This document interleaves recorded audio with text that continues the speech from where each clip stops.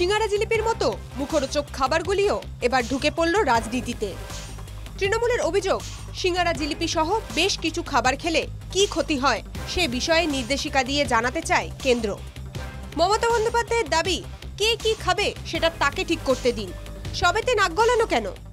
তোমরা কে ঠিক করে দেবে কে কি খাবে, কই কোথায় থাকবে, কে কি পড়বে, কে কোন ভাষায় কথা বলবে?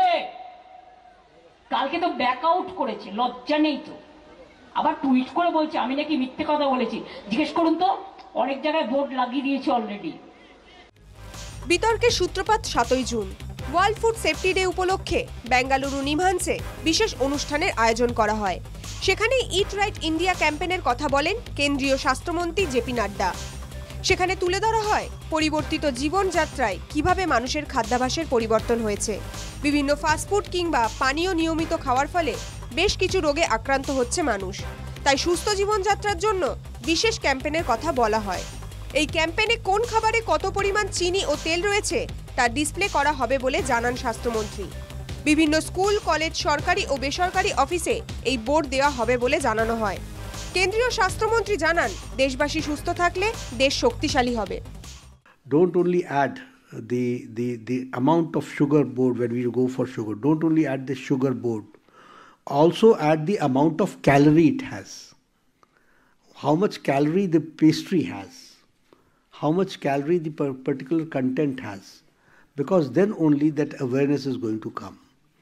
When we talk about a drink, it's not only that the part of sugar is added.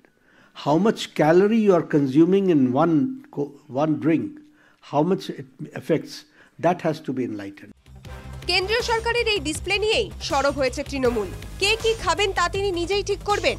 অভিযোগ, এই অধিকারে হস্তক্ষেপ করছে।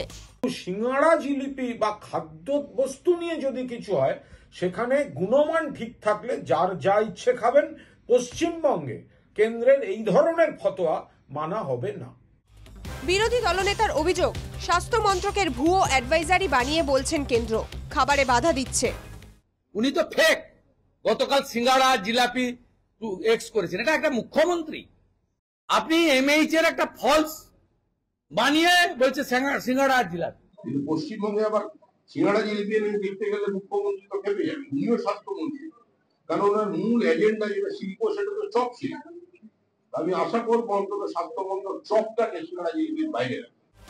কেন্দ্র রাজ্য তরজার মধ্যে কি বলছে আম জনতা?